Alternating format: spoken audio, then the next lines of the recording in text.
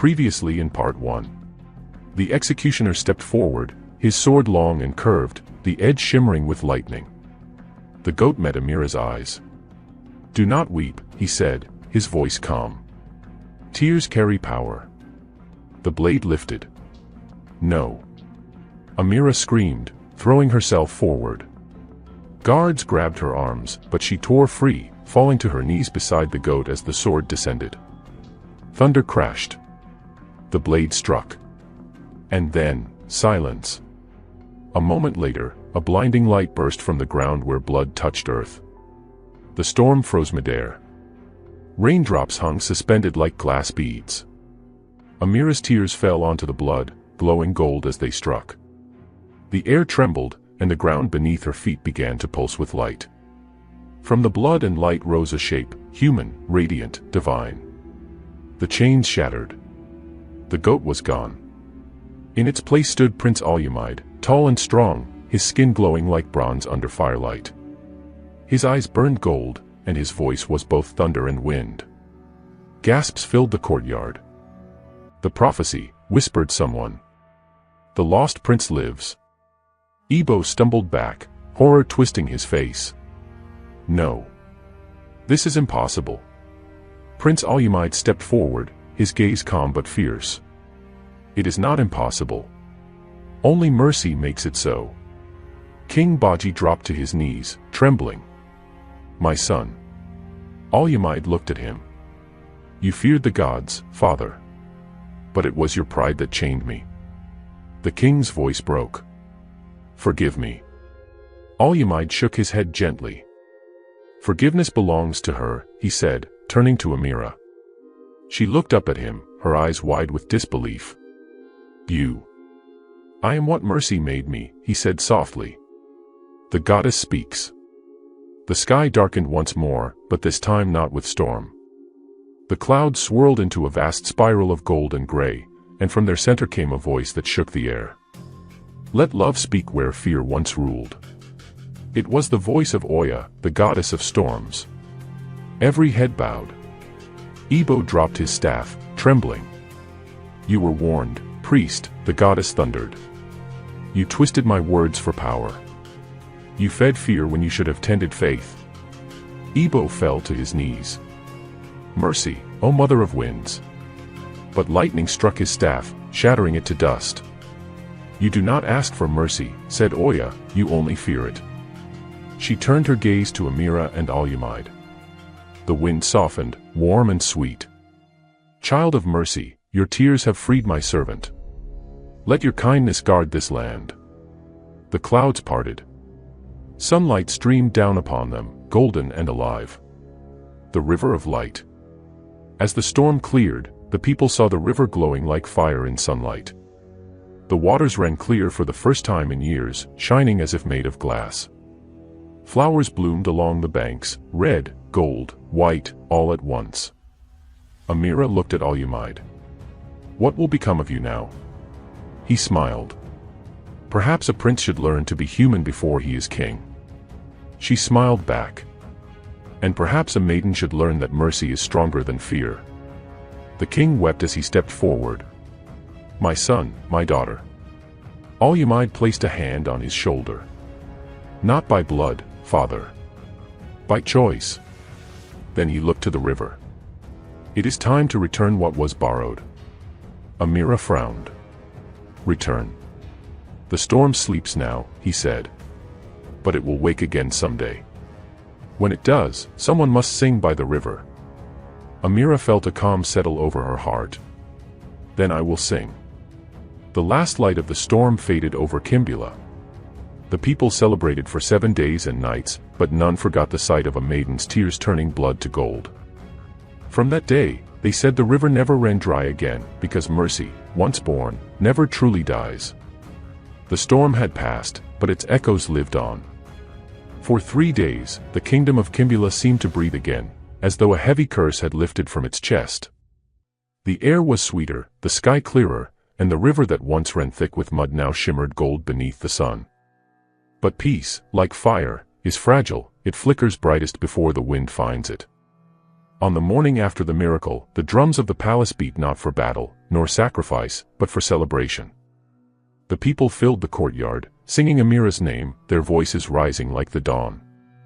Amira, child of mercy. Prince Alyamide, son of thunder. Everywhere, flowers were thrown, red blossoms for courage, white for truth, and yellow for rebirth. Amira stood beside the river, her bare feet in the cool water.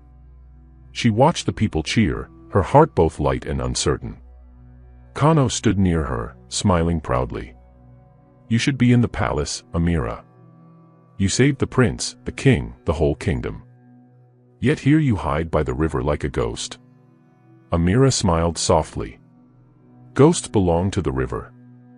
I belong here too. Kano laughed. The river belongs to you now. Even the gods know your name. She turned to him. Kano, I don't want crowns or songs. I only want peace. He looked at her, and for the first time, she saw the sadness in his eyes. Peace and fame rarely walk together, Amira. Inside the palace, Prince Alyamide stood before a large mirror framed with gold. His reflection flickered faintly, as though a faint shimmer of light still lived beneath his skin. He reached up and touched his face, human again, yet something divine still hummed beneath his flesh. King Baji entered quietly. He looked older than before, his crown slightly tilted, his robe heavy with guilt. My son, he said softly. Every time I see you, I thank the gods and curse myself. Alyamide turned. Then stop cursing, father. Let the past sleep. But the king shook his head. The past never sleeps, my son. It waits behind every silence. Alyamide sighed. You did what fear made you do. I understand now. But forgiveness isn't spoken, it's lived. He walked to the window. Outside, Amira's song floated up from the river like light through leaves. She sings every morning, Alyamide said. Her voice calls peace into being. Baji lowered his head. She should be beside you, not by the river. She is where she belongs, said Alyamide. And perhaps one day, the people will see her as more than a maiden, as the heart of this kingdom. But not all hearts rejoiced. In the shadows of the royal hall, 3 nobles whispered among themselves, men whose power had once fed on the king's fear and the priest's cruelty. There is no place for men of reason, said one bitterly, when a singing girl rules the wind. The prince has changed, said another. He speaks like a god and listens like a peasant. Then we must remind him, said the third, that thrones are not built by mercy. If the river girl stays, Kimbula will forget who commands thunder. They bowed their heads together, their plan growing dark like clouds before another storm. That evening, Amira sat by her father's hut, the sound of frogs and crickets filling the air. The bronze pendant still glowed faintly in her hands. When she touched it, she felt warmth, but also sadness. Kano arrived with a basket of roasted yam. You've been quiet all day, he said. The king has called for a feast in your honor. Why not go? Amira smiled weakly. Feasts are for those who forget hunger. My heart hasn't eaten yet. Kano frowned. You speak in riddles. Maybe, she said. But the wind feels strange. The river hums differently. Something is not right. Kano glanced toward the palace, where torches flickered like restless eyes. You think Ibo's followers still linger? Amira's grip tightened around the pendant. Ibo may be gone, but fear doesn't die with the men who spreads it. She rose and looked toward the river. Tomorrow, I'll visit the palace. I need to see Alyamide. That night, the great hall of Kimbula shone with light. Torches burned along the walls, and drums thundered in joy. The people of every village came bearing gifts, woven mats, baskets of grain, carved masks. They sang praises to the prince and the maiden of mercy. Alyamide sat beside his father, but his eyes kept wandering toward the empty seat reserved for Amira. She will come, said the king gently. The river runs at her pace. The prince smiled faintly. Then we will wait for her. As the dancers spun and the drums roared, a servant entered quietly and knelt before the king. "My king," he whispered, "there are strangers among the guests, men who wear no colors of any village." Baji's eyes darkened. "Send my guards to watch them." But before the guards could move, one of the nobles, a tall man with a jagged scar across his cheek, stood and raised a cup. "To the prince," he said loudly. "May he rule with wisdom, or with mercy, if wisdom fails." Laughter rippled through the hall, sharp, mocking. Alyamide's jaw tightened. The noble continued. "And to the girl who weeps gold. May her tears never run dry." The laughter grew louder, crueler. King Baji rose, his eyes blazing. "Enough. The gods have spoken, she is sacred." But the noble only smiled. "And yet the gods are silent tonight, are they not?" The drums faltered. The torches flickered. For a moment, the hall seemed to hold its breath. Then, from outside, a sudden gust of wind blew through the open doors. The flames bent sideways, and the sound of distant thunder rolled over the hills. Alyamide stood. "You mock what saved you," he said quietly. "Be careful, or the wind will remember." The noble laughed once more, but when he looked toward the doorway, his smile faded. A faint light shimmered there, gold and white, like a reflection on water. Amira had arrived. She entered slowly, her simple dress damp from the rain, her hair tied with a strip of woven cloth. In her hand, she carried a small clay jar, water from the river. The crowd fell silent. "I did not come for praise," she said softly. "I came to bless what mercy has begun." She poured the water onto the ground. Steam rose where it touched the floor, glowing faintly gold. "May this hall remember compassion, even when fear returns." The nobles exchanged uneasy glances. The one with the scar forced a laugh. "Water and words," he said. "That is how you rule a kingdom." Amira looked at him, not angry, only sad. "Better water that gives life," she said, "than pride that burns everything it touches." The wind stirred again, stronger this time. The torches flared back to life. The scarred noble stumbled, his cup shattering on the floor. King Baji stood, his voice firm. "There will be no more mockery in my house. The gods have spoken through storm and mercy both. The age of fear ends now." The people cheered, and the drums resumed. But behind the crowd, in the shadowed corners of the hall, the other nobles whispered again, quieter, colder. "This girl's mercy is poison," one said. "She bends even thunder to her will." "Then we must bend her," another replied. "Before she becomes queen." Later that night, when the feast had ended, Amira stood once more by the river. The moon reflected perfectly in the calm water. Yet as she watched, ripples spread, though no wind blew. The surface shimmered gold, and a faint voice echoed, not the goats, but the goddesses. "Child of mercy, peace breeds envy. Be wary. Not all storms come from the sky." Amira bowed her head. "Then teach me to listen." "The heart that listens," said the voice, "will always find the river's song." The light faded, and the river grew still again. Amira turned toward the palace, unaware that in the shadows of the trees, the scarred noble watched her with eyes like blades. The peace that followed the storm was not silence, it was the waiting breath of something darker. The kingdom of Kimbula bloomed again, its fields rich and its markets full. Yet in the corners of the palace, where shadows clung to the carved walls, whispers began to stir. No curse dies completely, it only changes its shape. The noble with the scar. His name was Chief Baraka, once a general in the old wars, a man of ambition and bitterness. The scar that cut across his face was a wound left by his own pride, earned in a failed rebellion against the king years ago. The storm had humbled him, but Amira's rise enraged him. A river girl crowned by thunder, he spat to his men one night. The prince kneels to her words, the king praises her mercy. Where is our honor now? Where are our swords? The men around the fire murmured in agreement. They were the kind of men who feared peace because it gave them no one to command. Mercy weakens kings, Baraka said. And if she remains, the river will rule this kingdom, not the crown. he lifted his goblet. Let thunder remember who forged it. In the mornings, Prince Aluymide rose before the sun, walking barefoot through the courtyard gardens. Though human again, he felt the strange weight of his curse still inside him, a memory of the goat's patience and the storm's fury. The people bowed when they saw him, whispering, "The cursed prince," but their tone was no longer fear, it was awe. Still, he could not rest. That day, he summoned Amira to the palace gardens.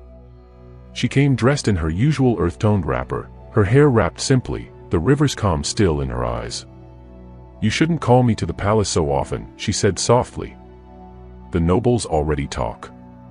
"Let them talk," said Aluymide. "Their tongues cannot undo what the gods have done." Amira smiled faintly. "Even so, fear has a way of finding new shapes. You were a goat once. Now you're a man again, but the same fear that cursed you still walks among them." Aluymide looked away. "I feel it too," he admitted. "At night, I dream of chains. Sometimes, when I wake, I can still hear Ebo's laughter in the thunder." Amira stepped closer. "You're not bound anymore." "I'm not sure," he said. "Curses don't end when the gods forgive. They end when men do." She reached out, placing a hand on his arm. "Then let's teach them forgiveness." He looked at her, his heart full. "You speak like the goddess herself." "Or maybe," she said, smiling, "the goddess speaks like a woman who has seen too much pain." Weeks later, King Baji declared a festival to honor the return of peace, the Festival of Renewal. Lanterns shaped like sunbursts lined the streets, drums echoed across the hills, and dancers in painted masks twirled beneath the moon. The kingdom sang Amira's name. Children carried flowers to the river, calling her the Maiden of Light. But in the shadows of the palace veranda, Chief Baraka watched her dance beside the prince. Every smile she shared, every cheer she received, was salt in his wound. "She charms even the gods," muttered one noble beside him. "She will charm this kingdom into ruin," Baraka replied coldly. The noble leaned closer. "What will you do?" Baraka's eyes gleamed. "Remind them that mercy has teeth." That night, as torches burned low, Baraka met with a merchant from a distant land, a man whose wares were not spices or silk, but powders that could kill without trace. From a small leather pouch, the merchant poured dust as fine as sand onto his palm. "The breath of the serpent," he said. "Invisible, slow, and silent. It kills kindness first, and then life." Baraka's eyes glittered. "Perfect." "Who is your target?" asked the merchant. "The river maiden," Baraka said. "She who weeps gold." The merchant hesitated. "Killing a chosen of the gods, that path is dangerous." Baraka smiled grimly. "Then let the gods strike me, if they still dare." That same night, in a quieter wing of the palace, Aluymide found Amira by the window overlooking the moonlit river. She was humming softly, the melody like the one she had sung when she first freed him. He stopped beside her. "Every time you sing, I remember the river. The day you found me." Amira turned. "I remember too. You were in pain, but your eyes were gentle." He nodded. "I wanted to thank you. For everything. For seeing a man when everyone else saw a curse." She smiled sadly. "You forget, Aluymide, I didn't save you. Mercy did." He looked at her, his gaze deep and steady. "Then mercy has your face."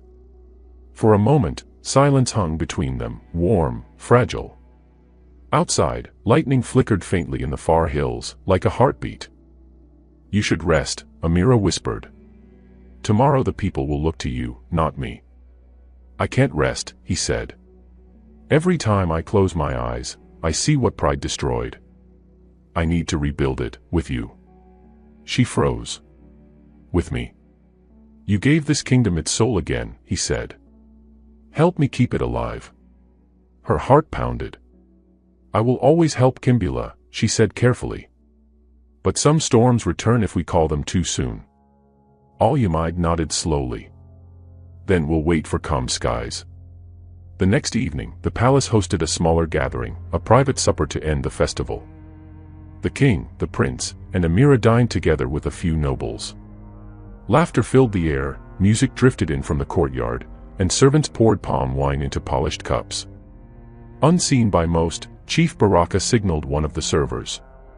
The men nodded nervously, then sprinkled a pinch of serpent dust into a single cup, the one placed before Amira. Baraka smiled. "For mercy," he whispered, raising his own cup.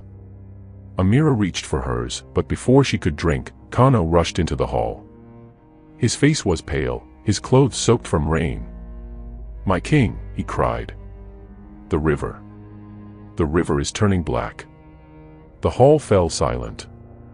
Everyone turned toward the open balcony, and indeed, beyond the torches, the once golden river glowed dark and strange, as if poisoned by shadow. King Baji rose. "Send riders. Find the cause."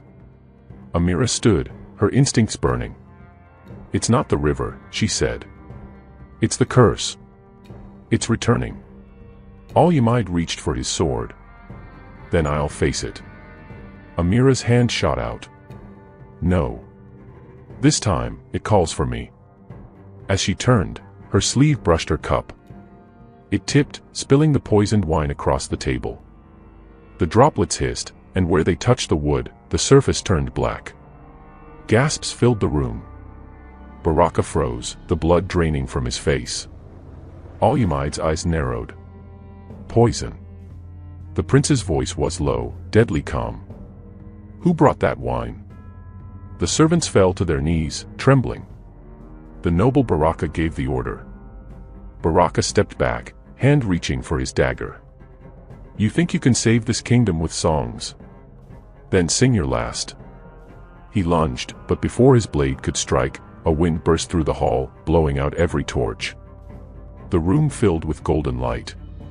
When sight returned, Baraka lay sprawled on the ground, his hand blackened, his face twisted in terror. His dagger had melted into ash. Amira stood over him, untouched, her eyes glowing faintly gold. "The river protects its own," she said softly.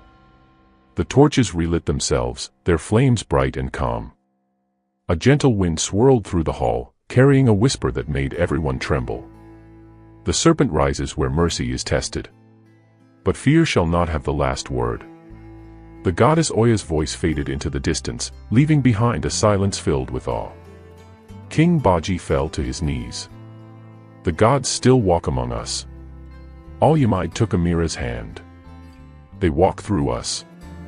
Outside, the river shimmered again, no longer black, but clear as crystal. Later that night, as the palace slept, Amira returned to the riverbank. The moon shone softly across her face. She knelt, dipping her hand into the cool water. "You saved me again," she whispered. The river rippled in reply. Al-Yamid approached quietly. "You saved us all." Amira smiled faintly. "The gods test mercy, Al-Yamid. Every time it lives, something darker dies." He nodded. "Then we must keep it alive." They stood side by side in silence, watching the reflection of the stars tremble in the golden river. For the first time in generations, Kimbula knew peace, but in the far distance, lightning flashed once more. The goddess was not done. Her storms were never only for destruction, sometimes, they came to remind even the kindest hearts how easily love can be tested. The moon hung full above Kimbula, vast and silent as a watching eye. The river flowed quietly through the heart of the kingdom, its golden shimmer returned, but beneath its calm surface, something stirred. Even peace has a pulse, and sometimes that pulse beats with warning. That night, Amira could not sleep. She lay on her mat, eyes open, listening to the hum of crickets outside. The night air was heavy with mist, and the faint sound of the river's song called her name again and again. When she finally drifted into sleep, she found herself standing upon the river itself. The water was still, too still, and her reflection looked back at her, glowing faintly with gold light. Suddenly, the surface began to ripple, and from the depths rose the voice of the goddess Oya, soft but commanding. "Child of mercy. The river runs clear, but men's hearts do not. The serpent may be dead, but its shadow walks still." Amira bowed her head in the dream. "What must I do?" O mother of storms. Listen to the wind, the voice replied. When mercy grows too bright, envy seeks to dim it. The crown trembles, and so does love. Guard both, or the river will mourn again. Amira's reflection changed, her own face turned into water, then into flame, then into nothing. She gasped and awoke, drenched in sweat. Outside, the wind had risen, whispering like 100 unseen mouths. Her father stirred from his sleep mat. Amira. What is it? She sat up slowly. The river spoke again. He frowned. The gods never rest, do they? No, she said softly. And neither can I. At sunrise, the palace came alive with movement. King Baji had called a council, not of priests, for there were none left, but of nobles and elders. They gathered in the great hall, uneasy under the prince's calm gaze. Al-Yamid stood tall at the king's side, the golden sun reflecting off his arm cuffs. We will rebuild Kimbula, he said. Not with fear, but with justice. The goddess has given us peace, now we must earn it. A murmur spread through the crowd. Chief Osei, one of the older nobles, raised his voice. And who decides justice, my prince? The crown, or the girl who sings by the river? Al-Yamid's jaw tightened. The gods decide. We only obey. Another noble scoffed. The gods. Or the river maiden who charms them. The king slammed his staff down. Enough. It was her mercy that saved my son, and this kingdom. Osei bowed, but his eyes gleamed with challenge. Even the purest river can flood, Majesty. When the meeting ended, Al-Yamid followed his father to the courtyard. They doubt you, the king said softly. But they fear her. They should fear themselves, said Al-Yamid. Their envy is louder than thunder. Later that day, Amira came to the palace gardens. The scent of hibiscus filled the air, and butterflies flitted lazily in the sun. She found Al-Yamid sitting beneath the tall Irako tree, reading from an old scroll. You look troubled, she said. He smiled faintly. Trouble sits on this throne even when no one is in it. Amira sat beside him. The goddess spoke last night. She said envy walks again. Al-Yamid looked up sharply. From whom? Amira shook her head. She didn't say. But I saw a shadow, long, cold, without form. It moved between crowns and hearts. Al-Yamid leaned forward. Then we must be ready. Amira nodded slowly. I fear this shadow won't come as a beast or a curse. It will come as trust turned bitter. He sighed. You sound like Oya herself. Amira smiled faintly. I only repeat what water teaches. Across the city, in dark corners of taverns and courtyards, whispers began to coil again. The tale of the river maiden grew into a song, and songs became stories, and stories became envy. Some said Amira was no maiden at all, but a spirit wearing human skin. Others claimed she had bewitched the prince to claim the throne herself. She sings to rivers, they said. What else can she command? The words reached the ears of Chief Osei. He sat in his hall surrounded by loyal men, feeding on their rumors. If the people worship her more than the crown, he said, then soon the crown will bow to her. And that, we cannot allow. What will you do? Asked one of his men. Osei smiled darkly. Let the people see what they worship. The next evening, as the moon climbed high, a cry echoed through the streets of Kimbula. Villagers gathered near the temple ruins, torches blazing, faces fearful. At the center of the square lay a young herdsman, trembling and pale, his body marked with strange golden lines. The river cursed him, someone shouted. He bathed in it at night, now look. Elders crossed themselves and whispered prayers. The air grew thick with fear. By morning, the rumor had spread to the palace. The river is turning men to gold, said a servant breathlessly. The maiden's tears are poison. When Al-Yamid heard, he rode straight to the river. Amira was already there, kneeling at the water's edge. She looked up, her face pale. I heard the screams. Al-Yamid dismounted. They say your blessing has turned into a curse. She shook her head firmly. No. This river heals, it doesn't harm. Someone twisted it. As they spoke, a group of villagers approached, angry, fearful, led by Chief Osei. You've brought this upon us, he shouted. First a storm, now this. I would never hurt anyone, said Amira. Osei pointed at her pendant. You were the mark of a god, no mortal should wield such power. Confess your sin. Al-Yamid stepped forward. Enough. You speak to the woman who saved your children's lives. But Osei's voice rose. Then let her prove it. If her heart is pure, let her step into the river again, and live. The crowd murmured. Even Amira's father, trembling beside her, whispered, Child, don't. Amira took a deep breath. If truth must walk through water, then I will. The crowd gathered as Amira stepped barefoot into the glowing current. The water lapped gently at her ankles, then her knees. The surface rippled with gold light. Osei shouted, If she is mortal, let the river leave her untouched. If she is spirit, let it claim her. The air grew still. Even the wind paused. Amira closed her eyes. Oya, she whispered, if I am your child, let them see what mercy truly is. The river shimmered, then rose, swirling around her like a golden veil. The people gasped as the water lifted her feet off the ground, yet she did not sink. Her hair floated like threads of sunlight, her skin glowing faintly. A soft voice filled the air.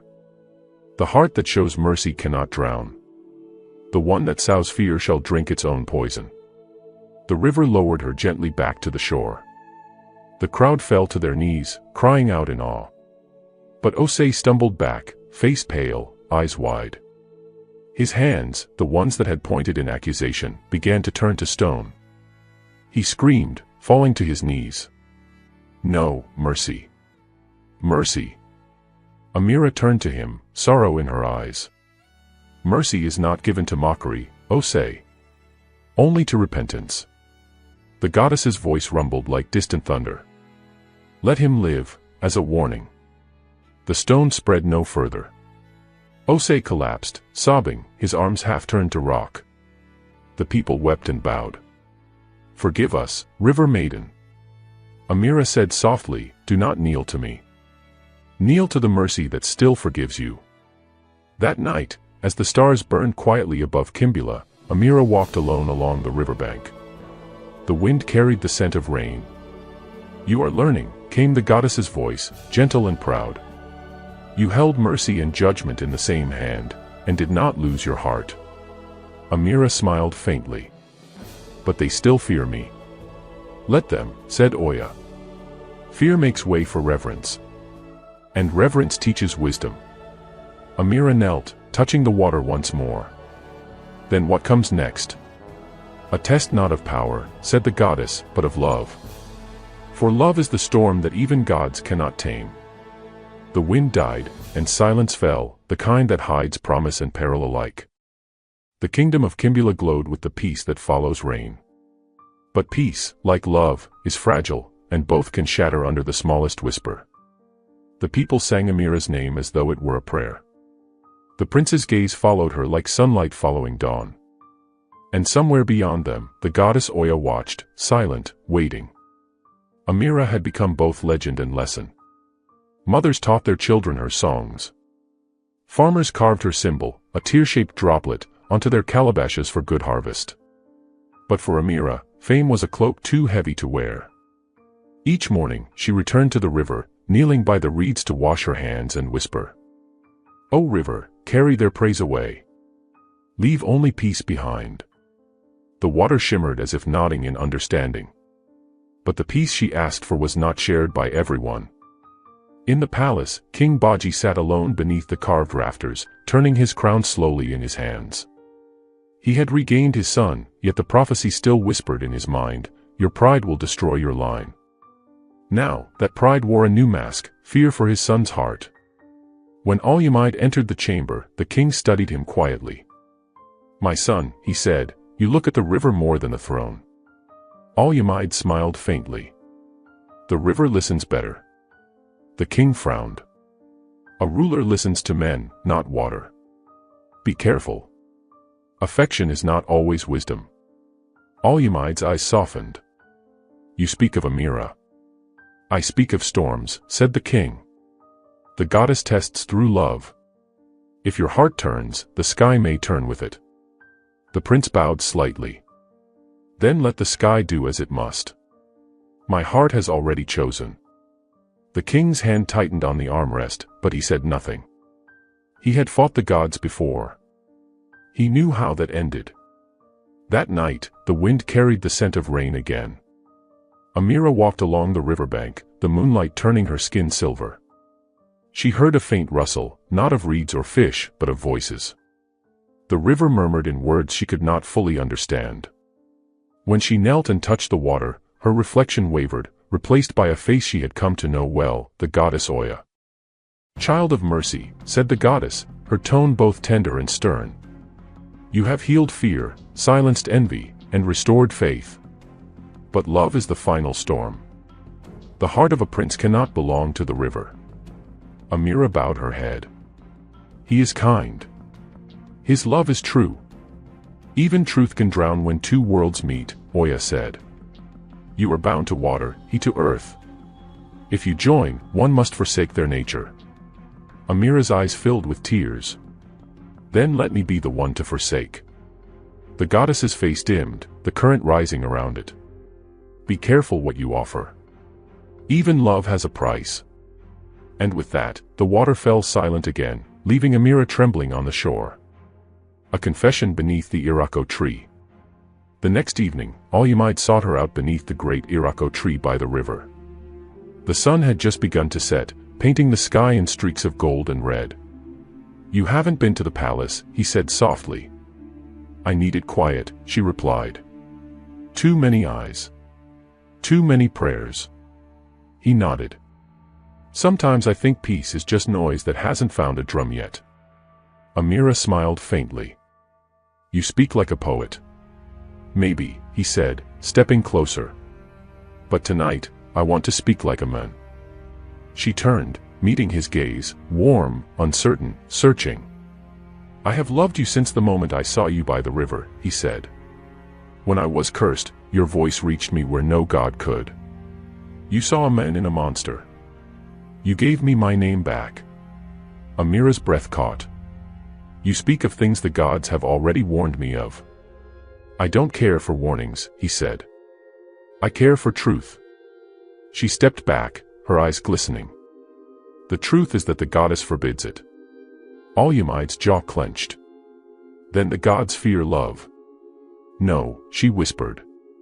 They fear what love can break. That night, unable to rest, Amira walked again to the river. She looked into its calm surface, but instead of her reflection, she saw flashes of her past. Her freeing of the goat, her tears turning to gold. Olyimide rising from light. And then, a future she did not understand, her standing beside a throne, the sky torn by storm. Her reflection spoke with her voice but another tone. Mercy and love cannot share the same heart forever. Amira closed her eyes. Then let mercy make room. The wind rose. The surface shattered. Meanwhile, in the palace, Olyimide sat by the window, his hands clasped. Kano entered quietly, bowing. Your Highness, you called. Yes, said the prince. I need you to deliver a message to Amira. Tell her. He hesitated, then smiled faintly. Tell her that when the sky turns gray, she is my only sunrise. Kano frowned. The king will not like that. I know, said Olyimide. But the king no longer commands my heart. That night, the king met with his council. The people whisper of their love, said one elder. If the prince weds her, the nobles will revolt. They still see her as a spirit, not a woman. The king's face was grave. I cannot fight the gods again. If she is chosen by them, she must remain their servant. Chief Osei, still marked with stone on his hands, bowed slowly. Then send her away, Majesty. Before her love brings thunder once more. King Baji's eyes closed. Perhaps that is mercy. At dawn, soldiers came to the river. Amira stood calmly as they approached, the wind curling through her hair. By order of the king, the captain said gently, "You are to leave Kimbula by nightfall. You are to dwell near the eastern mountains, where the temple of Oya once stood.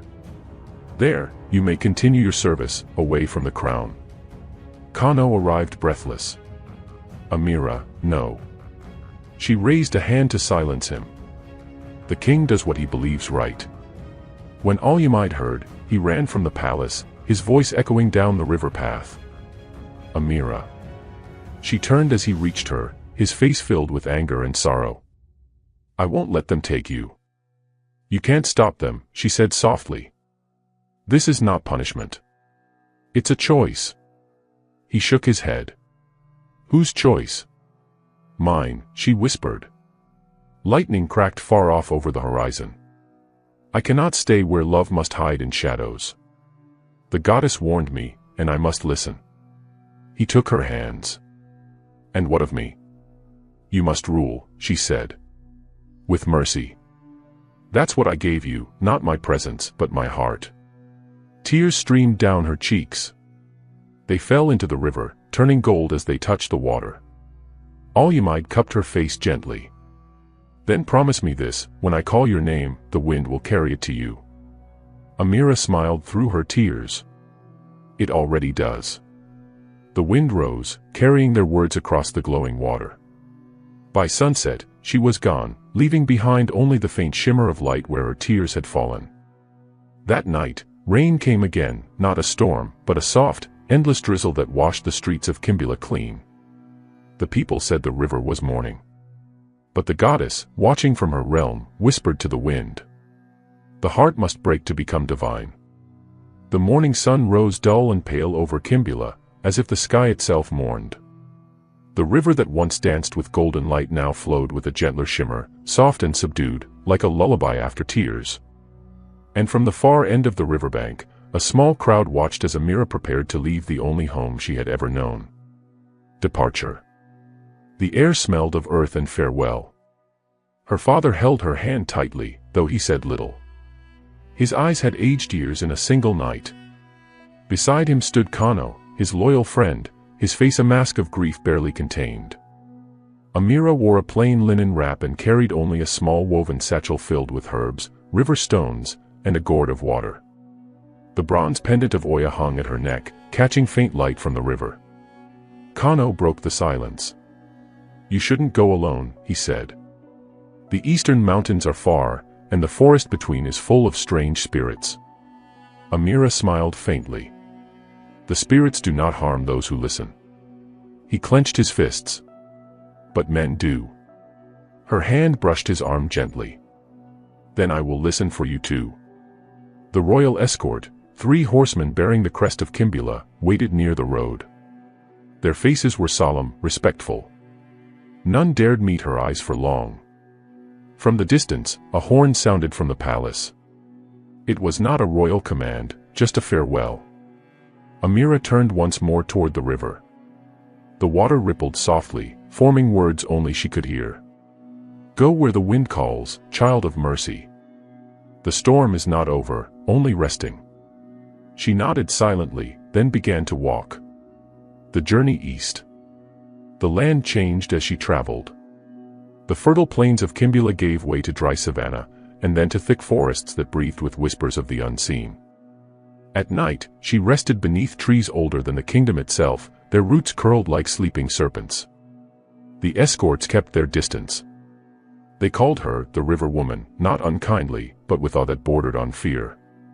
One evening, as they made camp by a shallow stream, one of them, young, barely older than a boy, gathered the courage to speak. "Lady Amira," he said, "is it true that your tears turned a goat into a man?" She looked up from the small fire, smiling gently. "It wasn't my tears that did it. It was love." The others exchanged uneasy glances. "Love?" the boy asked. "Of a beast." "Love of mercy," she said. "It sees no beast, only what might be healed." That night, when she sang softly to the fire, even the crickets fell silent to listen. 3 days into the journey, the road vanished into a dense forest. Mist hung low between the trees, and strange blue fireflies hovered in the air like wandering stars. The horses snorted nervously. "This is the Whispering Forest," one guard said. The old priest said spirits guard it. Amira stepped ahead of them. "Then we walk as guests." The moment she crossed into the forest, the air changed. Leaves rustled, though no wind blew. A voice, soft, distant, neither male nor female, spoke from the shadows. "Why does the river walk on feet of clay?" Amira stopped, bowing her head. "Because mercy still has work to do." The mist shifted. From between the trees emerged faint, glowing shapes, spirits of the old river priests. Their faces were kind but solemn, their bodies translucent as smoke. "You carry Oya's light," one said. "But the world still carries her wound." Amira looked up. "Show me the wound."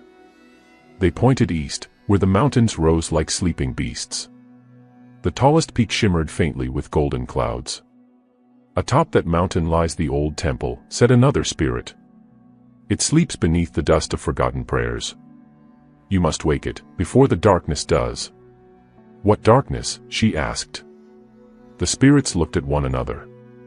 Then, in one voice, they answered.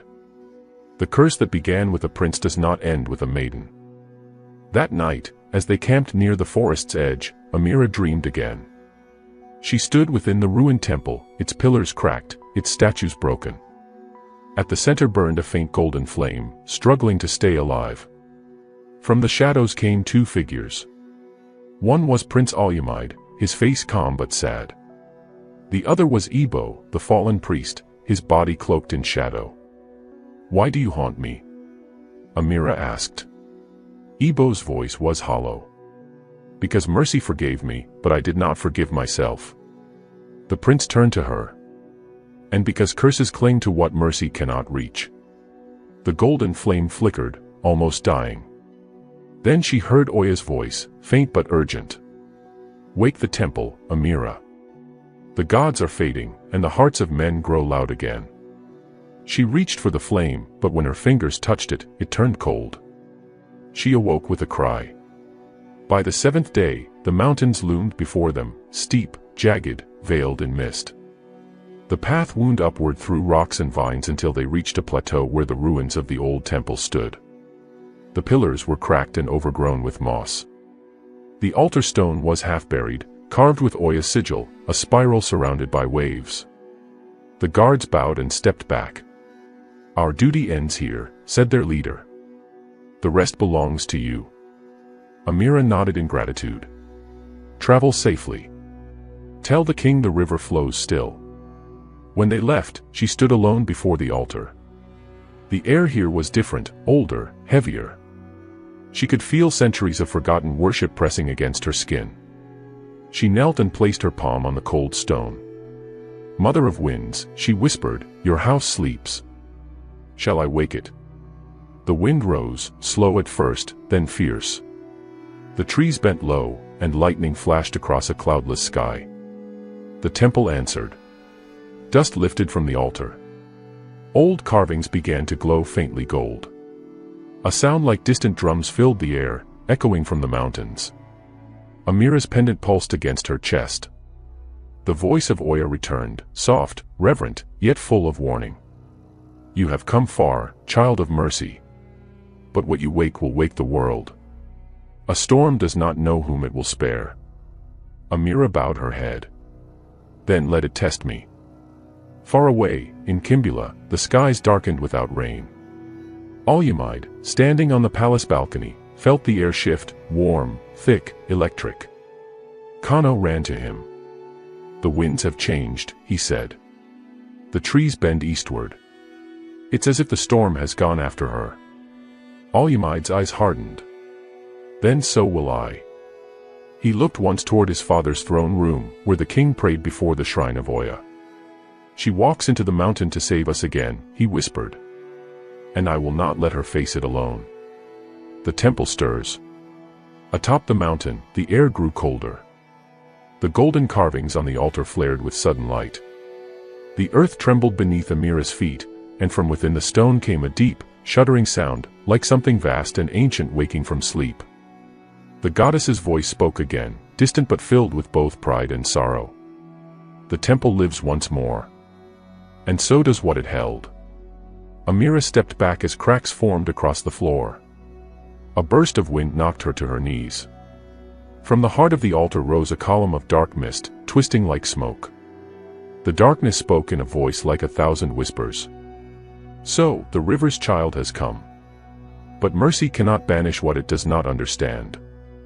The wind howled. The mountain shook. Amira steadied herself, gripping her pendant. Then teach me, shadow. The voice laughed, deep, ancient, cruel. I am what the gods left behind. And now, I will remind the world why they were feared. Lightning split the sky. And the mountain, for the first time in centuries, began to thunder. The mountain roared as if the world itself were groaning awake. The wind spiraled through the ruins, tossing Amira's hair into a wild halo. She clutched the glowing pendant of Oya close to her chest, its warmth the only thing keeping her grounded as the darkness took form before her eyes. From the altar's crack rose a cloud of black mist, thick as storm smoke. Within it shimmered countless faces, screaming, laughing, weeping, all woven into one monstrous shape. The spirit's voice was a chorus, male and female, young and old, the echo of all who had ever feared the gods. I am the wrath that was cast away, it thundered. The shadow that even Oya refused to keep. When men stopped fearing storms, I remained, the hunger for fear itself. Amira staggered back. You are not of mercy, she said. You are what mercy tamed. The spirit laughed, a sound that made the air shiver. Mercy. The goddess buried me beneath her temple, but you have freed me, little mortal. You brought light to the stone, and light always awakens the shadow behind it. The ground shook violently.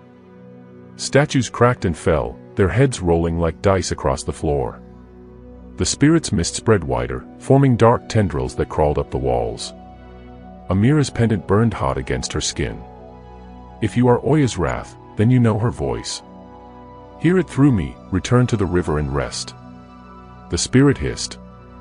Her voice no longer rules me. I am the storm unchained. And I will remind men what happens when the gods are forgotten.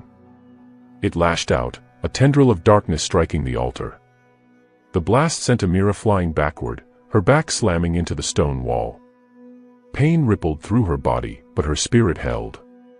She rose slowly, her eyes blazing gold. Then I will remind you what happens when mercy stands its ground. The wind's daughter. The mountain's peak erupted with wind and fire. The 3 horsemen who had escorted Amira fled down the path, terrified. From miles away, villagers in the eastern plains saw lightning dance around the summit and believed the goddess had descended in fury. But in truth, Amira was alone within the ruins, except for the storm itself. She spread her hands wide. Oya, if this is your castaway, then lend me your breath. The pendant pulsed, and the voice of the goddess whispered faintly within her mind. You are my wind now, Amira. But remember, even wind must bow before the storm. Amira's feet lifted slightly from the ground. Her hair rose like threads of light, her eyes glowing brighter. The spirit hesitated, as if sensing Oya's essence within her. Leave this world, she commanded. Your time is done. The spirit's laughter returned, softer this time, but colder. You speak like a goddess, but bleed like a mortal. I will take your voice, and through it, the world will remember fear. Dark mist lunged toward her. She crossed her arms before her face, whispering a chant she didn't know she knew. The pendant blazed, and from it burst a wall of golden wind. The impact rippled outward, tearing through the black mist like sunlight through fog. The spirit screamed, its shape unraveling, but only for a moment. It reformed, darker, angrier. You cannot destroy me, river child. You freed me, and now I am bound to you. Wherever you go, I will go. Wherever you love, I will devour. Amira's breath trembled. Then you are bound to mercy itself. She slammed her palm against the altar. The ground erupted in light. Far below, Prince Alyamide was climbing the mountain. The path was steep, the air thin, and lightning cracked across the sky like the beating of war drums. His clothes were torn, his sword sheathed. He climbed not as a prince, but as a man desperate to reach the one who gave him life again. "Kano," he shouted over the wind. "Faster." Kano, panting behind him, stumbled on the rocky slope. "Your Highness, the mountain burns. The spirits. I will not leave her again." Alyamide roared, and his voice carried upward like a promise. From above came a sudden cry, Amira's cry, echoing down through the thunder. He froze, his heart pounding. "She's there." Lightning struck the path beside them, scattering stones. When the dust cleared, Kano pointed with trembling hands. "Look." At the summit, framed against a whirl of golden light and shadow, they saw her, Amira, standing within a ring of fire, her hands raised as the mountain spirit coiled around her like smoke. Alyamide's eyes blazed. "Hold on," he whispered. "I'm coming." The wrath unleashed. Inside the temple, the battle reached its peak. The spirit had grown vast, its body a storm of faces and wind. Every voice it carried spoke of anger, men betrayed, lovers lost, kingdoms fallen. It was not evil by nature, only ancient grief twisted into rage. "You feed on fear," Amira said, circling it slowly, "because fear makes you feel alive." "Fear is life," the spirit hissed. "Without it, gods fade, and mortals grow arrogant. They must remember who commands the sky." "They already remember," she said softly. "They just call it by a new name, hope." The spirit screamed, recoiling as though the word itself burned it. "Hope is the lie mercy tells. Then I will live that lie until it becomes truth." The goddess's voice whispered again in her ear. "Now, Amira, bind it." Amira knelt and pressed both hands to the cracked stone floor. Her tears fell, golden once more, into the fissures. Light shot outward, weaving a spiral that encircled the spirit.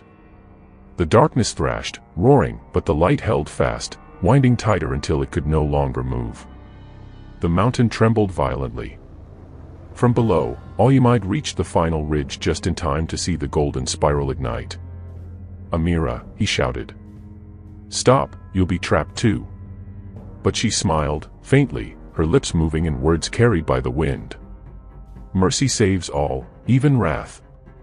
The light consumed the temple, a brilliant flash that blinded the sky. The silence after. When the light faded, the mountain was still. The temple stood half-ruined, its carvings scorched but alive with faint gold. At the center, where Amira had stood, there was now only her pendant, resting gently on the altar, glowing softly.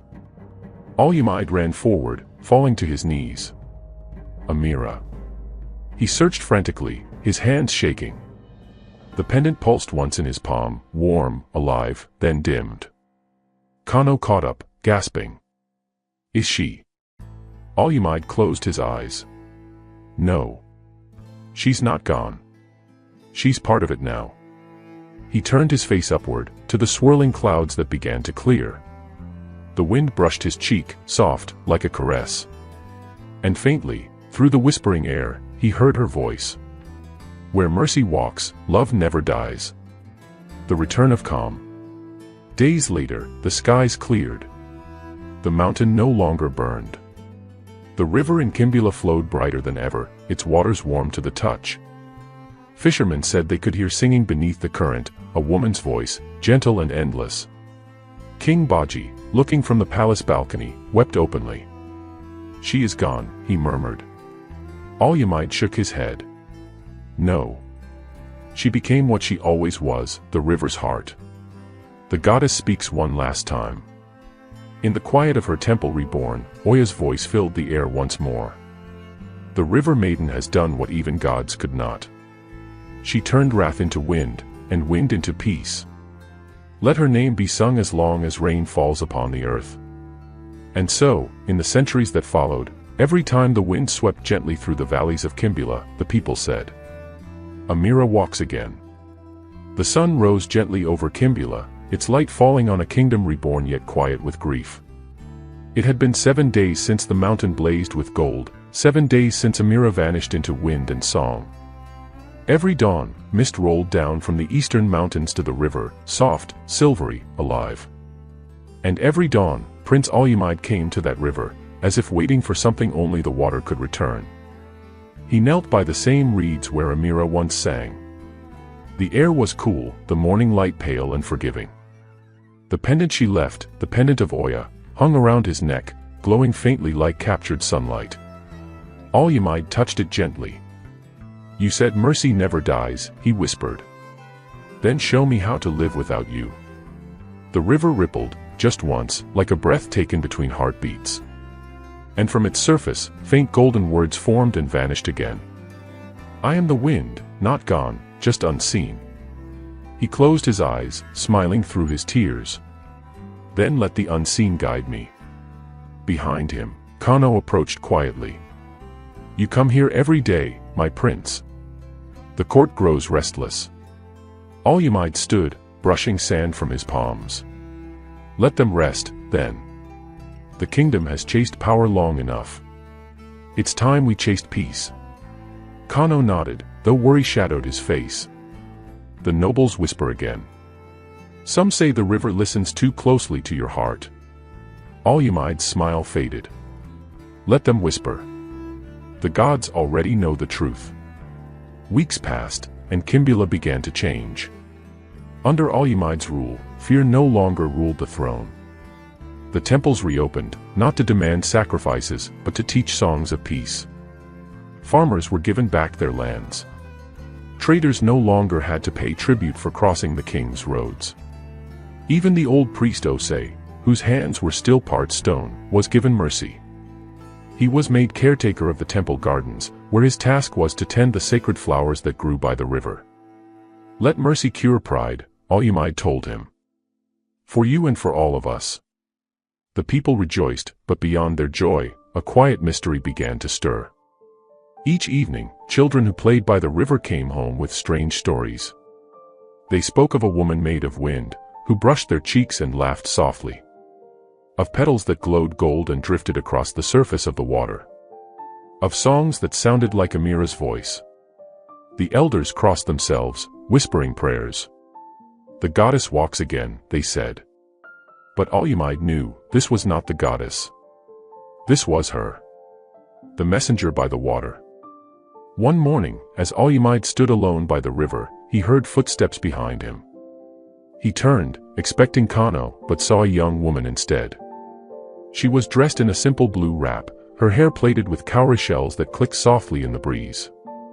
Her eyes glowed faintly, not with magic, but with the calm of one who had seen beyond life and returned. She bowed. "You are the one she loved." Alyamide's heart raced. "Who are you?" "I am Nia," she said. "A servant of the river. The goddess sent me from the mountain." "The mountain?" he asked. "Then you know what happened there?" She nodded. "I saw the light that bound the storm. I saw her merge with it. The goddess's wrath sleeps again, but it will not sleep forever." Alyamide frowned. "Why have you come?" Nia's gaze softened. "Because she asked me to." She reached into her satchel and brought out a small object, a silver shell, shaped like a spiral, its surface pulsing faintly with golden veins. She placed it in his hand. She said, "Give him this. When the river sings and the wind is restless, he will know what to do." Alyamide stared at the shell, his throat tightening. "She left a message." Nia nodded. "More than that. She left her power. This shell carries her song, the voice that can calm or call the river itself."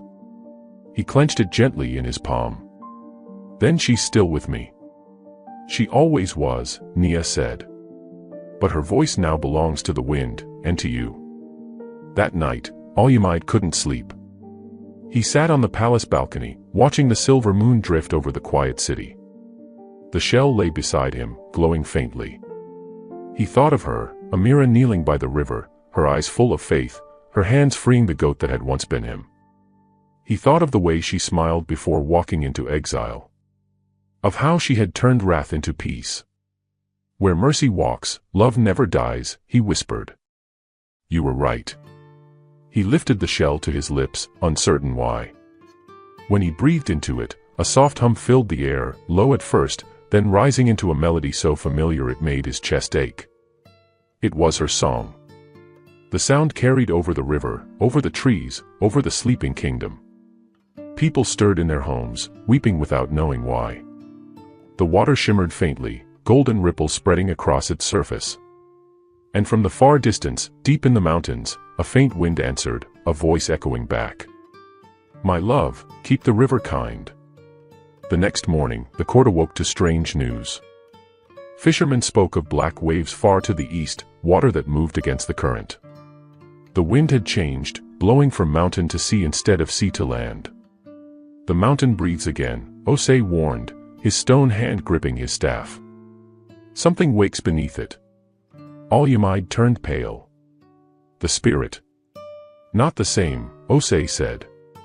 But born from the same breath. Before the prince could reply, the wind outside shifted sharply, slamming the palace doors open. A gust swirled through the hall, scattering scrolls and torches. The pendant at his chest glowed gold.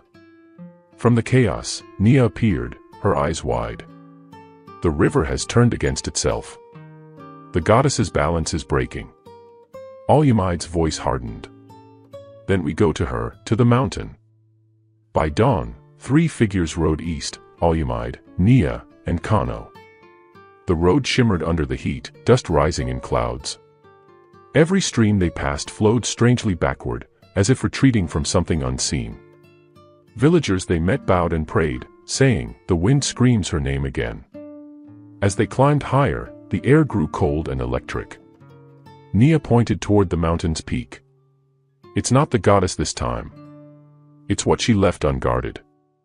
The wrath? Al-Yamid asked. No, she said softly. The sorrow.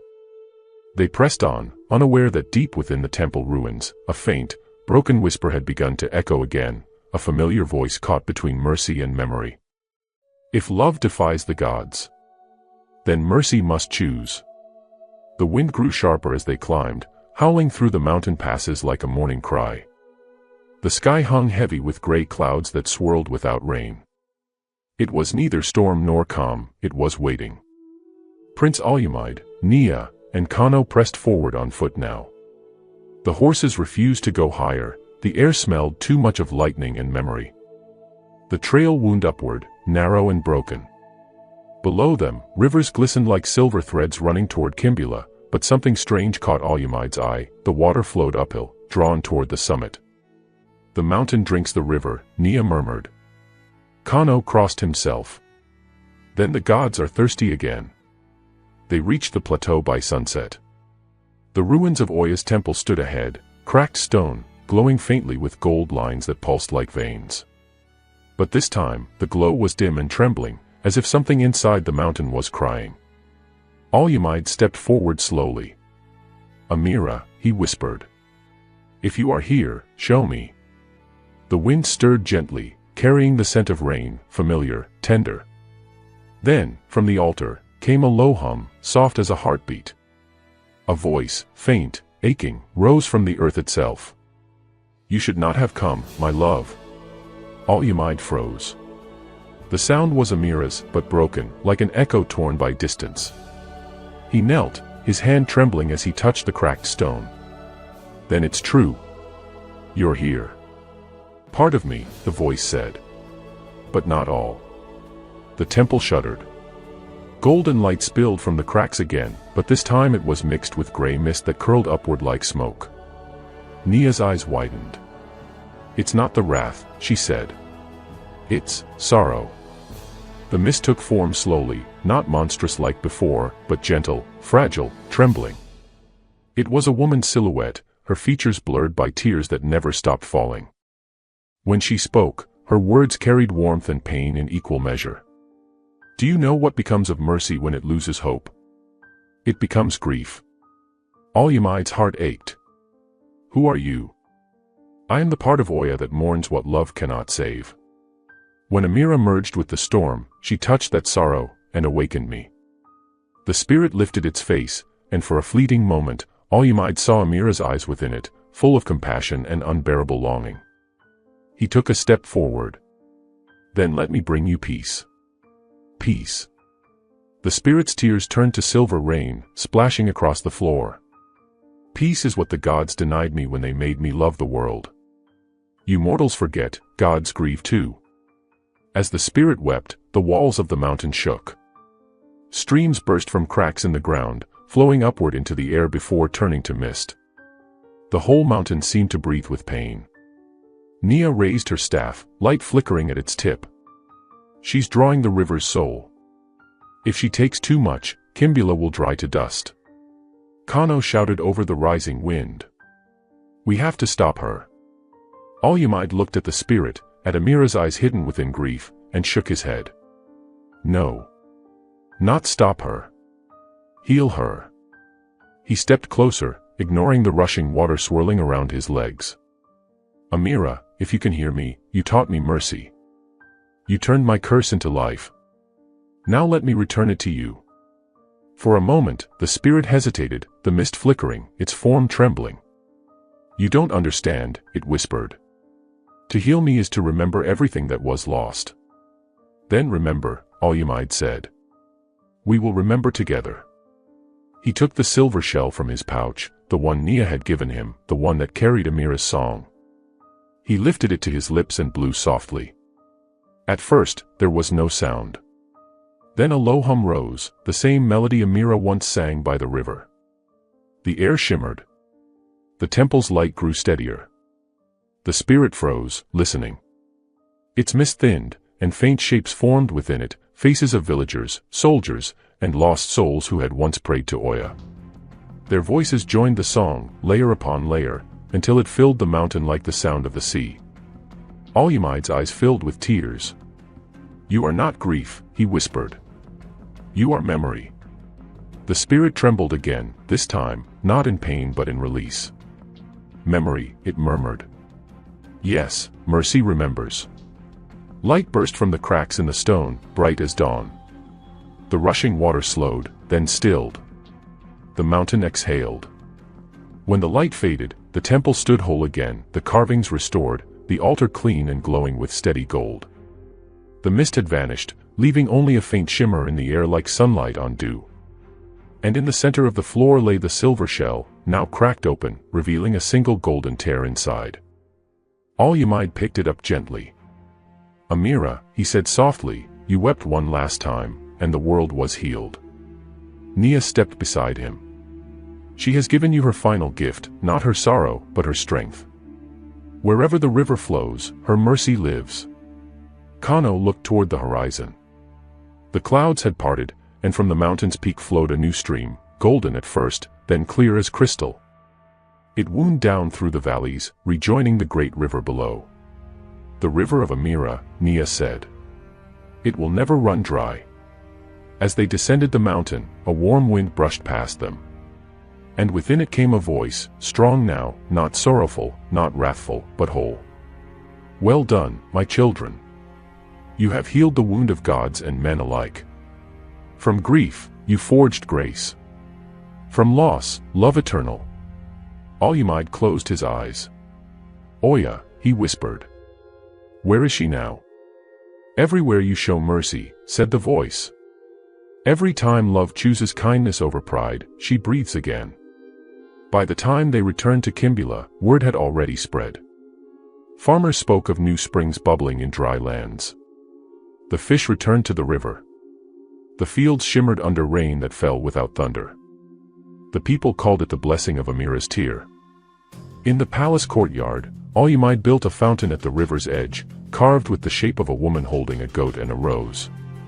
At its base, he inscribed words that would outlive kingdoms. Mercy is the strongest storm. That night, the prince stood once more by the river. The moon reflected in the calm water, and for a moment, he thought he saw her, Amira, standing across the current, smiling. Her image flickered like light on waves, then faded.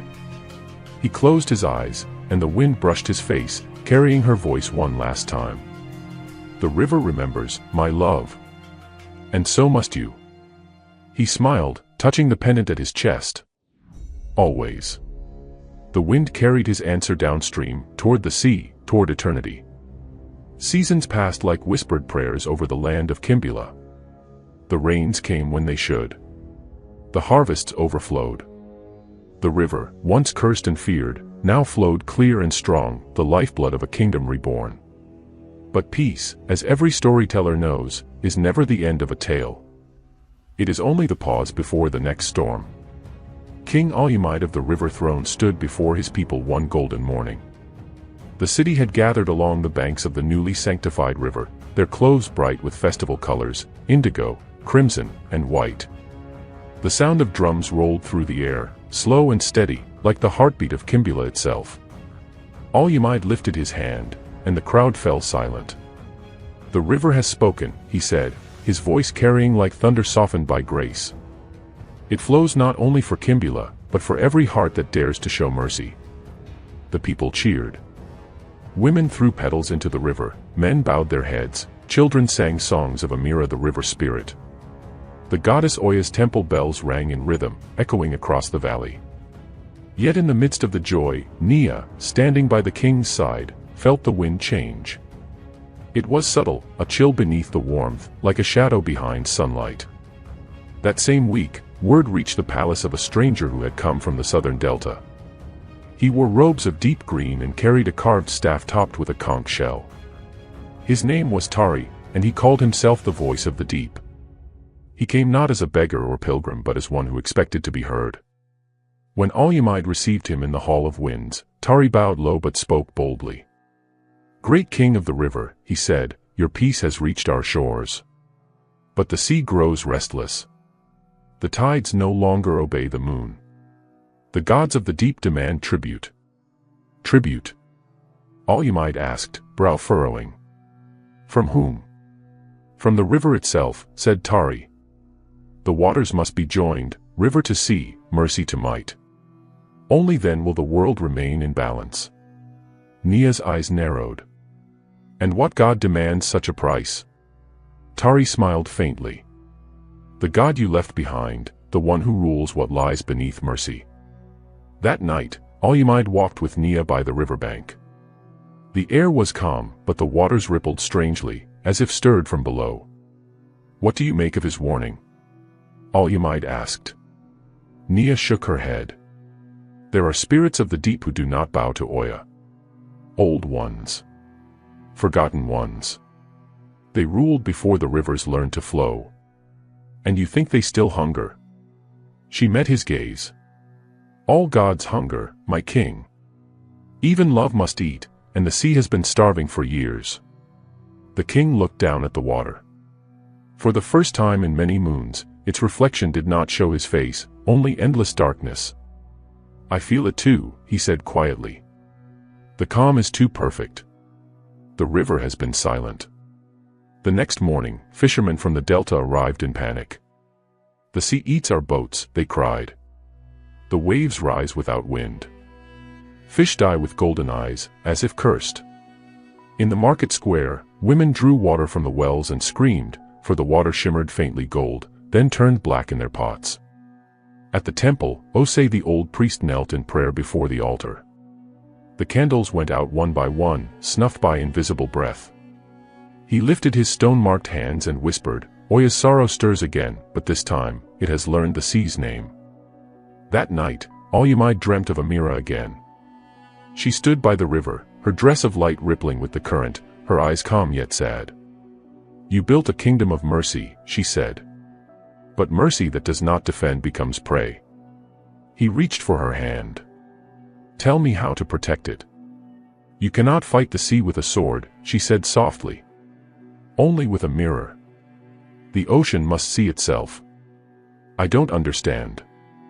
"You will," she said. "When the water calls your name." He woke in the dark, his heart racing. On the table beside him, the silver shell, Amira's final gift, began to hum. It vibrated faintly, pulsing like a heartbeat. He lifted it to his ear and heard not her song this time, but a low, distant roar, the sound of waves crashing endlessly in rage. At dawn, Alumide called a council of elders, priests, and warriors. The sea god seeks tribute, he told them. But Kimbula bows to no darkness.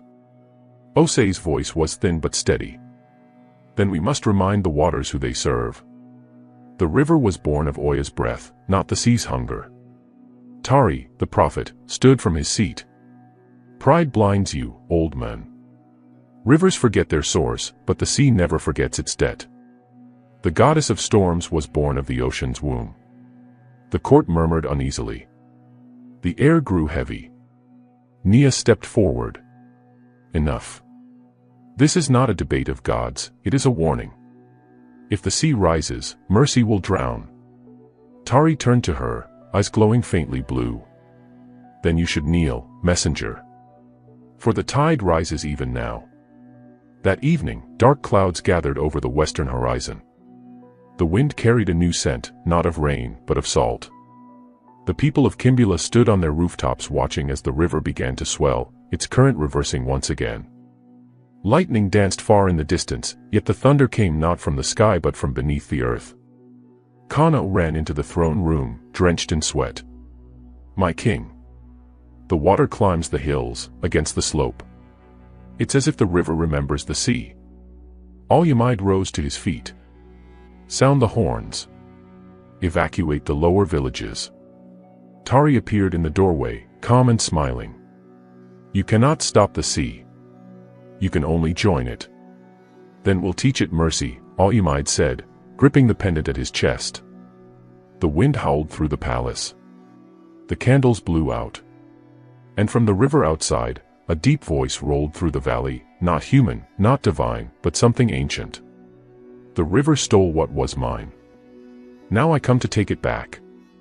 By nightfall, the water reached the city gates. It glowed faintly blue under the lightning, carrying strange lights within it, ghostly fish, shells that whispered, faces that formed and vanished. And at the river's heart, something vast moved, unseen but undeniable. Al-Yamid stepped onto the balcony, his robe whipping in the wind. Show yourself, he shouted. The water rose in a great column, forming a face of shifting currents, eyes dark as the abyss. You freed wrath. You healed sorrow. But you forgot hunger, it said. I am Oken, Lord of the Deep. And the river's mercy has made the world weak. Al-Yamid's heart pounded, but his voice was steady. Then you will learn what mercy truly is. The sea god's laughter echoed across the land. We shall see, River King. We shall see. The waters surged higher, swallowing the lower city in a single wave. The night split open with thunder. From the mountains to the delta, the kingdom of Kimbula trembled beneath the fury of two warring waters, the river of mercy and the sea of hunger. Lightning clawed the sky, painting the world in white and blue. The river had risen, swollen by the ocean's wrath, and every drop carried the voice of Oken, god of the deep. You dared to chain wrath, to silence sorrow, his voice boomed. But you cannot drown the sea. The people fled to the highlands. Temples flooded. Fishermen's huts vanished beneath waves that glowed an eerie turquoise, as if lit from within by imprisoned souls. And in the palace of winds, King Al-Yamid stood before his court, soaked, unbowed, and burning with resolve. Your Majesty, cried Kano, rushing into the chamber. The lower wards are gone. The market, the shrine, all under water. Nia followed him, clutching her staff. Her hair clung to her face, her breath ragged. The sea god's power grows. He draws from every river that touches the ocean. Even the mountain streams obey his call. Al-Yamid gripped the hilt of his ceremonial blade, though he knew it could not cut water. Then we call upon what he cannot command. Nia's eyes flashed. The circle of rivers. He nodded. It is time. The circle of rivers was older than Kimbula, older even than Oya. It was said to be the covenant made by the first waters, the seven spirits who gave shape to the world's rivers. They swore that as long as one river remained pure, the sea could never claim the land. But the circle had not been summoned for 1,000 years. To call it again meant risking everything, for it required a voice that the waters trusted, a voice that could bind mercy and wrath alike. Amira's voice, said Nia softly. Only she could summon them. Al-Yamid opened his palm, revealing the cracked silver shell that once carried her song. It still pulsed faintly with light. "Then I will carry her voice," he said. "She gave it to me." Nia frowned. "If you fail, the sea will not just drown Kimbula. It will erase it from memory." He looked toward the floodwaters crawling across the plain. "Then let history remember that we tried." They climbed the palace tower, where the wind roared hardest. Al-Yamid held the shell to his lips and closed his eyes. "Amira," he whispered. "You turned wrath into peace. Lend me your song once more." The shell grew warm. A soft hum filled the air, then a melody, trembling but alive, spilled forth. It rose above the thunder, carrying a rhythm older than speech. The river responded. Golden ripples broke through the stormy waters, spreading outward in circles. From each ring, light shot into the sky, joining with distant rivers, north, south, east, and west, until the horizon glowed like fire under the rain. "The circle awakens," Nia breathed. The floodwaters slowed, but only for a moment. Then Oaken's voice thundered again. "You awaken children who forgot their father." The waves surged higher, crashing against the palace steps. The flood rose so high that the river met the clouds. In its midst appeared Oaken's form, colossal, his body made of rolling water and coral, his crown a circle of foam. His eyes were deep whirlpools that swallowed light. Al-Yamid stepped onto the balcony, rain lashing his face. "Oaken, Lord of the Sea," he shouted. "This land has known your gift and your greed. But it will not bow." Oaken laughed, the sound like crashing waves. "You think love can stand against the tide?" "Love built the tide," Al-Yamid answered. "And mercy taught it to return." The sea god's smile faded. "Then prove it." The waves parted, revealing a whirlpool of impossible depth. "Enter the heart of the sea," Oaken said. "Sing your mercy there, if it can survive my hunger." Nia stepped forward. "He's testing you." "It's a trap." Al-Yamid's gaze hardened. "Maybe. But mercy was never safe." He turned to Kano. "Guard the people.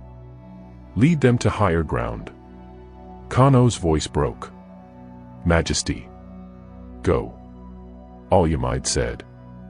"This is my storm to face." Into the deep. The king walked into the flood. The current rose around him like hands trying to pull him back, but he kept moving. When the water reached his shoulders, he raised the glowing shell high. "Amira," he whispered. "If the sea must know mercy, then let it hear your song." He plunged beneath the surface.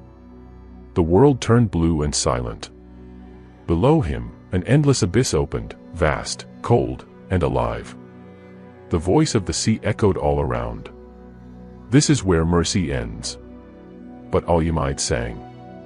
He sang the song Amira had sung beside the river, the one that had once freed him from his curse. The words were older than speech, notes of sorrow and forgiveness intertwined. The sea shuddered. For the first time, Oaken hesitated. "This song, it belongs to her," he said. "The river spirit." Al-Yamid's eyes burned with gold. "And now it belongs to all who choose love over fear." Light burst from the shell, spreading through the water like dawn through glass. Faces appeared in the current, river spirits, old gods, ancestors, their hands outstretched in unity. "We are the circle," they said together. "And we remember." Oaken roared, the sea trembling. "No. You cannot bind me." But the light tightened around him, forming a spiral, the same symbol carved into Oya's temple. The whirlpool stilled, its fury turning into calm. As Al-Yamid floated in the light, he felt warmth against his chest, and then her voice, clear as wind over water. "You carried my song into the sea. And now the sea will carry mercy back to the world." "Amira," he whispered, his heart breaking and healing at once. "I knew you'd come. I never left." The light faded. The waters began to sink. The flood retreated, leaving behind only rippling pools that reflected the sunrise. When Al-Yamid emerged, the people of Kimbula were waiting, kneeling, praying, weeping. He stood before them drenched but unbroken, the shell still glowing in his palm. "The river and sea are one," he said softly. "And so must we be." By evening, the flood had fully receded. Fishermen found pearls on the shore, gifts of the deep. The riverbanks glowed faintly gold where Amira's spirit had touched them. Tari the prophet was gone, vanished like foam at dawn. Some said Oken had reclaimed him as his messenger. Osei, kneeling at the temple steps, looked to the sky. Mercy has taught even the sea to listen. Nia stood beside Al-Umayyad. "You faced a god and lived." He smiled faintly. "I didn't face him. I sang to him." That night, the people gathered beside the calm river. Al-Umayyad dipped his hand into the water and raised it toward the moon. "Let every drop that flows from this river remind the world," he declared, "that strength without mercy is emptiness, and mercy without courage is silence." The crowd echoed his words, their voices blending with the sound of the water. And somewhere far away, in the whisper of waves and the sigh of the wind, Amira's laughter drifted, light as rain, eternal as love. The river was calm again, but the calm was not peace, it was watchfulness. After the flood, the people of Kimbula rebuilt their homes, their songs, their laughter. But even in the quietest nights, the waves at the delta murmured like restless spirits. The sea had withdrawn, yet the deep was never truly gone. And one moonless night, when the tide turned without wind, the tide maidens rose. They came walking upon the water, their feet leaving no ripples. 3 figures, tall and radiant, their garments woven from sea foam and starlight. Their eyes glowed faintly blue, their hair drifting like living current. And around each of their necks shimmered a chain of pearls, faintly pulsing, as though alive. Their names were whispered long ago by sailors. Soma, the eldest, with eyes like midnight. Nemia, the middle one, whose voice could calm storms. Tali, the youngest, curious and kind, but with the shadow of her father in her heart. They carried no weapons. They were the weapons. "The river sings of mercy," said Soma, her voice echoing over the waves. "Let us see if mercy can resist beauty." And with that, they began their journey upriver toward Kimbula. By morning, fishermen spoke of strange visions. A woman's laughter drifting from the fog. Hands made of water brushing their faces. Songs that filled their minds with warmth and longing, songs that made them forget to row. Those who gazed too long at the shining current disappeared.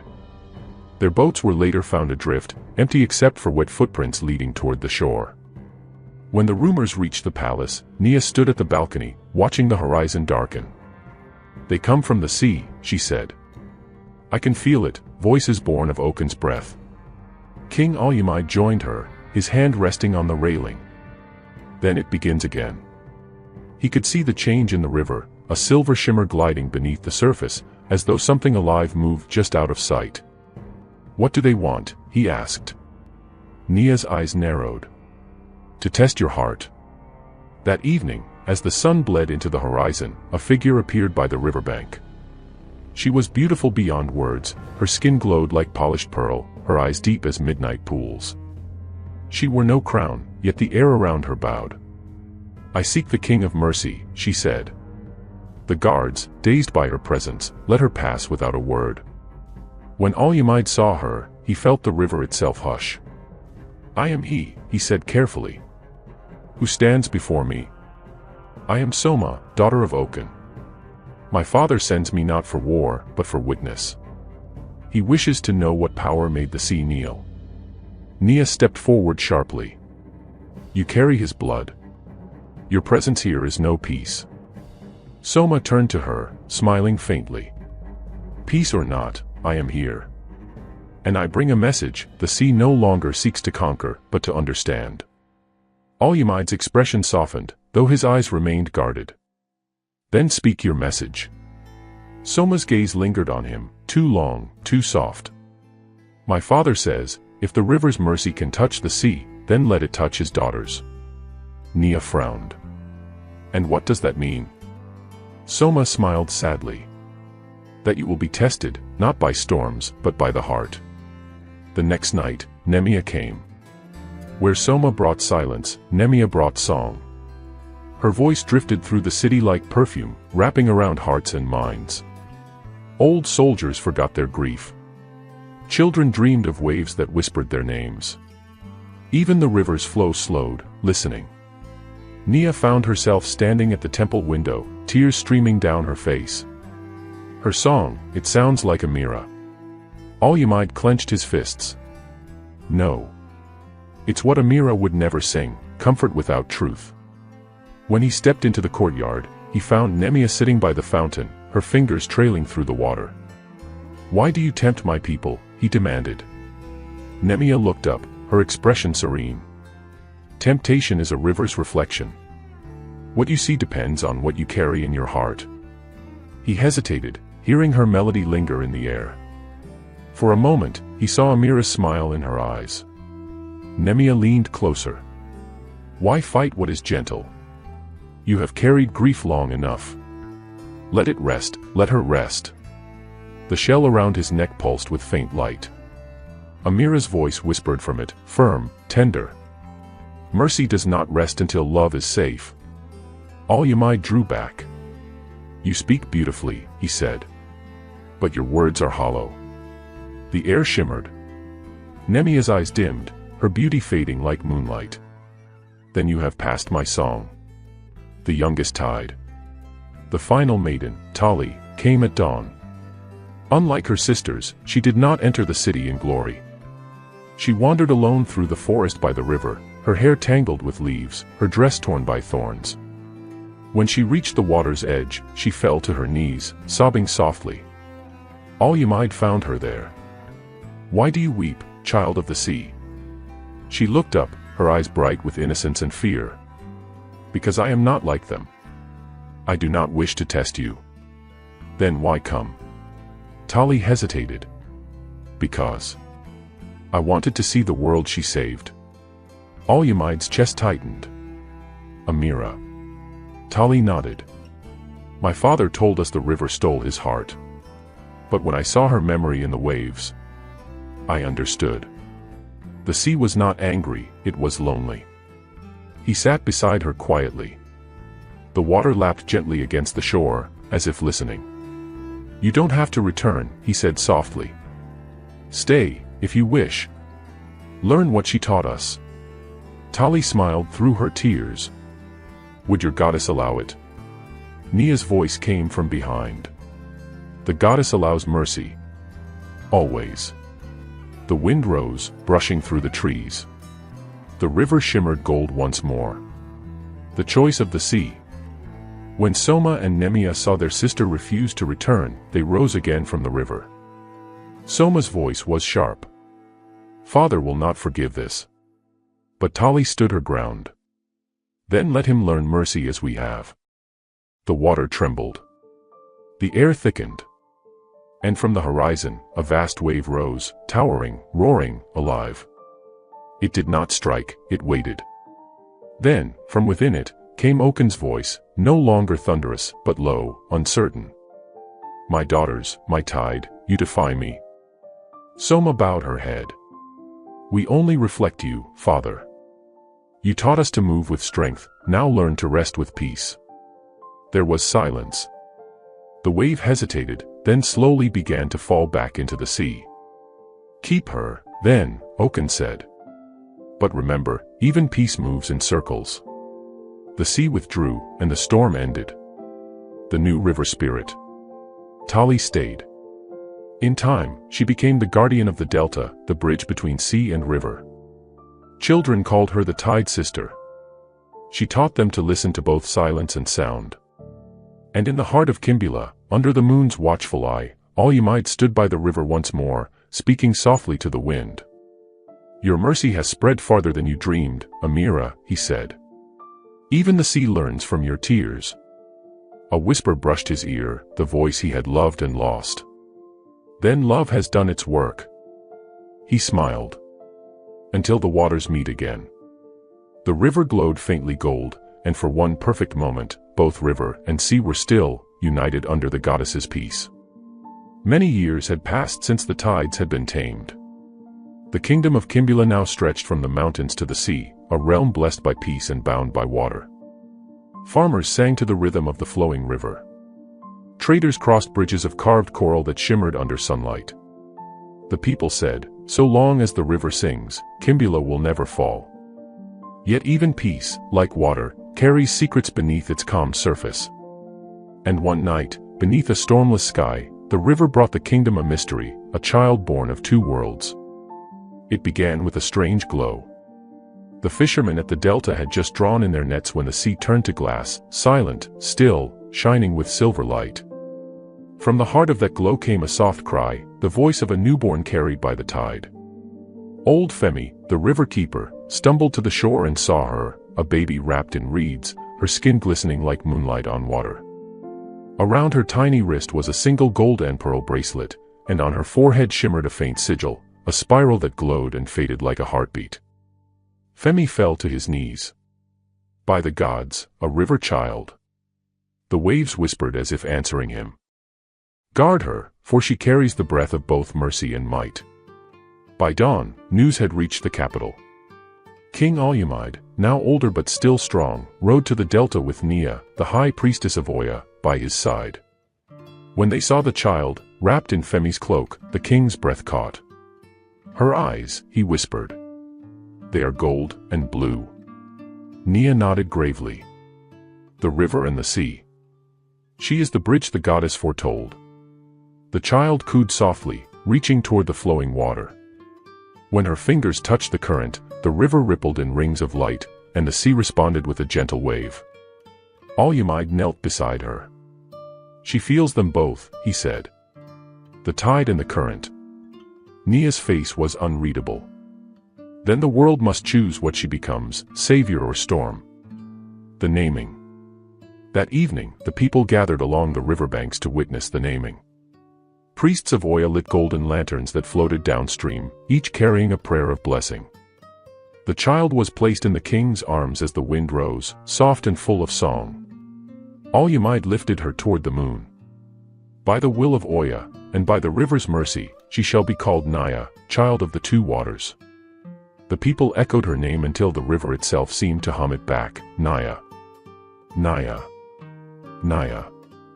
The moment her name was spoken, the pendant of Oya, which hung on Alyamide's chest, glowed once more, brighter than it had in years. The goddess's voice, faint and far, whispered through the wind.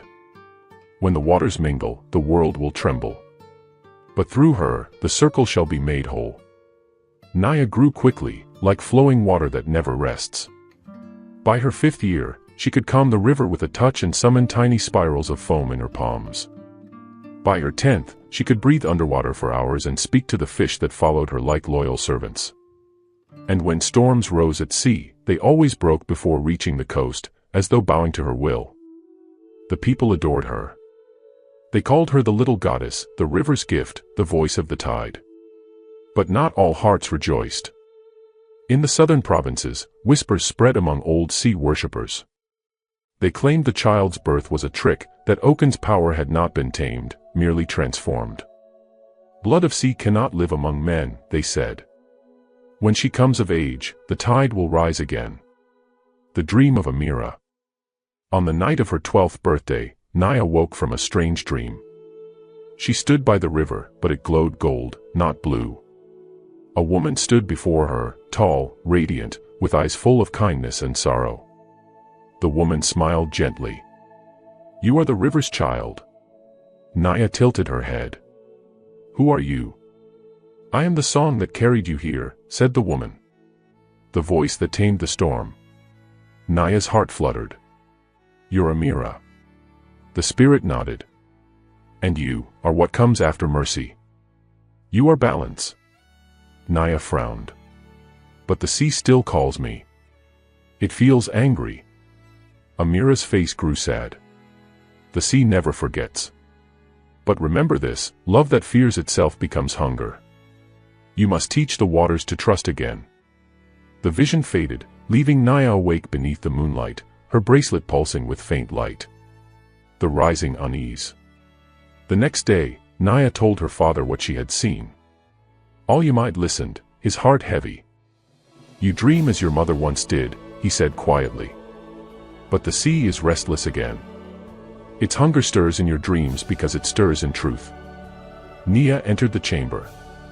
It is more than dreams, Majesty. The tides have risen out of season. The fishermen hear voices beneath the waves. Olyamide turned to her sharply. Voices. Nia nodded. Calling her name. Nia looked between them, frightened. The sea wants me. Nia laid a gentle hand on her shoulder. The sea wants to remember you. But it does not know how to love without taking. Olyamide's hand tightened around the armrest. Then it will not take her. Not while I live. The return of the deep. That night, the wind changed. The air grew heavy with salt. The horizon shimmered like a blade. And from the mouth of the delta, where the sea met the river, came a sound no one in Kimbula had heard in years, the deep, slow heartbeat of the ocean god. Oaken's voice rolled through the darkness like distant thunder. I sent my daughters. I spared your kingdom. But you took what was mine, my blood. Now the tide comes to claim it. The waves rose, taller, blacker, hungrier. The fishermen dropped to their knees, crying out to Oya. The temple bells rang in panic. And at the palace, Nia stood at her window, staring at the restless horizon. Her bracelet blazed gold and blue at once. I can hear him, she whispered. He's calling me home. The king's resolve. Olyamide gathered his captains. We cannot fight the sea with swords, he said. We will stand at the river's heart and let mercy speak again. Nia gripped her staff tightly. The gods test you once more, my king. He looked toward Nia, who stood silently beside him. No, he said softly. They test her. Nia lifted her chin, her young face calm though her eyes shimmered with fear. Then I'll go, she said. If I don't, the river will drown everyone. Olyamide's voice broke. You're just a child. She smiled, faintly, bravely. So was the river when it first met the sea. The call of destiny. At dawn, Nia walked to the riverbank alone. The people watched in silence as she stepped into the water, the waves parting for her feet. The golden and blue lights around her wrist intertwined, forming a spiral brighter than the sun. The wind rose, carrying her voice as she whispered a single name. Oaken. The sea answered. The tide surged, not in anger this time, but in longing. And as the waves rose around her, Nia's form shimmered with light. Her body dissolved into mist and foam, her voice blending with the river's eternal song. The people gasped, but the king stood still, tears glistening on his cheeks. She is not gone, Nia said softly. She has gone where mercy must, to teach even the sea how to love.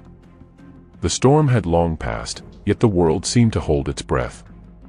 The kingdom of Kimbula stood at the edge of a great change, one born not of fear, but of remembrance. For at the moment when Nia vanished into the waves, the river did not rage. It sang.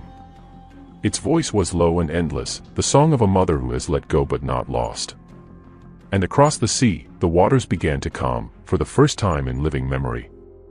For 3 days, no tide came. The fishermen's boats rested on still waters, their sails limp in the windless dawns. Children played by dry riverbanks, drawing circles in the mud that once carried the current. And in the palace, King Olyamide sat by the open window, staring toward the horizon. Nia entered quietly. The sea has gone quiet, she said. Even Oaken's voice is gone. Olyamide nodded. Because he listens. She's speaking to him now. Nia's brow furrowed. You believe she still lives?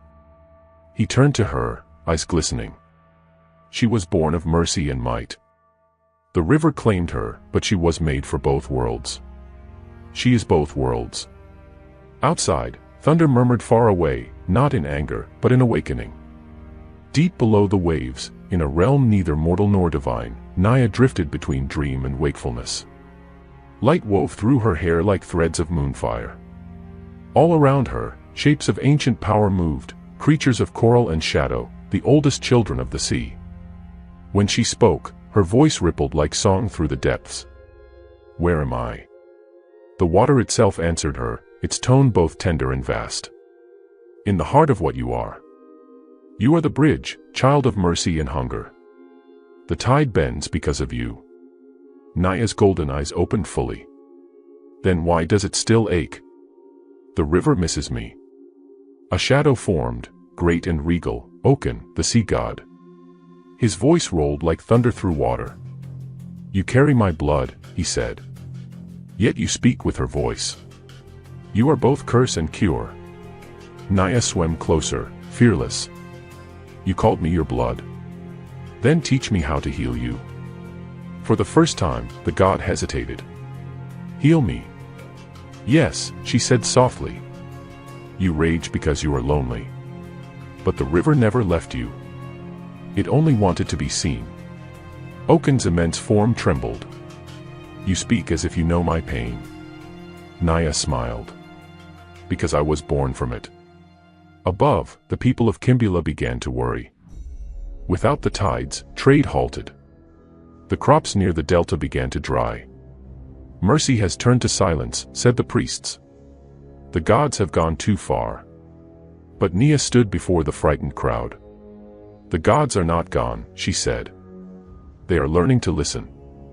She walked to the river's edge, kneeled, and touched the water. It was cold, still, waiting. The sea holds its breath, she whispered. When it exhales, the world will change. Beneath the surface, Naya followed Oken through his vast kingdom, caverns of light and silence, halls of coral and bone. He showed her the oldest wounds of the deep, fissures where anger had once erupted, where wrath had sunk entire cities. This is what fear built, said Oken. Power without patience. Naya reached out and placed her hand on the coral. It turned gold at her touch, glowing softly. Then let patience build what fear destroyed. The light spread slowly, mending cracks that had scarred the ocean floor for centuries. Oken watched in silence. You are not sea or river, he said at last. You are change. Naya smiled faintly. Then let the waters change. Days later, the horizon brightened with strange light. The fishermen of Kimbula gasped as the sea began to move again, not with violence, but grace. The waves shimmered gold and blue, merging perfectly where the river met the tide. When the first wave touched the riverbank, the water whispered like a child's laughter. In the palace, Alyamide ran to the balcony. She's done it, he murmured. She's made them one. Nia joined him, her face glowing. Then the prophecy is fulfilled, the circle of rivers is complete. The air thickened with warmth, and a soft drizzle began to fall, not rain, but light. Every drop that touched the ground turned to tiny ripples that faded into the earth, leaving life wherever they fell. The people fell to their knees. Praise the child of two waters, they cried. The river has become the sea. At sunset, when the last light touched the waves, the water stirred one final time. From the heart of the golden current, a figure rose, radiant, cloaked in mist. Naya stepped onto the shore. She was no longer a child. Her hair flowed like water, her eyes carried the calm of ages. The bracelet around her wrist had fused into her skin, the spiral mark of balance. The crowd gasped, but Alyamide smiled through tears. Naya, he whispered, my daughter. She ran to him, and the river itself seemed to follow. I told you, she said softly, I'd come home. He held her close. And what of the sea? She looked toward the horizon, where gentle waves rolled endlessly. It dreams now, not of conquest, but of rest. Years passed, and the story of the child who became the sea spread across lands and islands. Nations sent envoys to learn from Kimbula how a kingdom built on mercy had conquered the sea without a sword. And in time, the river became sacred ground for all who sought peace. A shrine was built where the river met the tide, carved with two figures. Amira, the maiden of mercy, and Naya, the daughter of balance. Between them flowed eternal water, one stream gold, one blue, forever mingling. At the shrine's base was carved an inscription, said to have been spoken by Naya herself. When love listens to sorrow, and sorrow learns to forgive, the world will find its rhythm again. As Alyamide aged, he often walked alone to the river. The people called him the father of two waters, for under his reign, no war touched the land. He would sit by the shore at dusk, feeling the tides pulse beneath his feet. On his final day, the sky burned red and gold. The waves carried a faint hum, Amira's song, carried now by Naya's voice. He smiled, closing his eyes. The river has taught even death to be kind. When the tide came in, it carried his spirit gently away, not to end, but to join the flow. Generations later, travelers who came to Kimbula still tell the story. They say the sea never again rose in anger. That when storms gather over the horizon, the waves shimmer gold for a heartbeat, a sign that Naya still walks the depths, guiding the balance between peace and power. And when the wind blows softly through the reeds, if you listen closely, you can hear two voices singing together. Mercy saves the strong. Love saves the lost. And balance keeps them both alive. The river flows. The sea breathes. The world endures.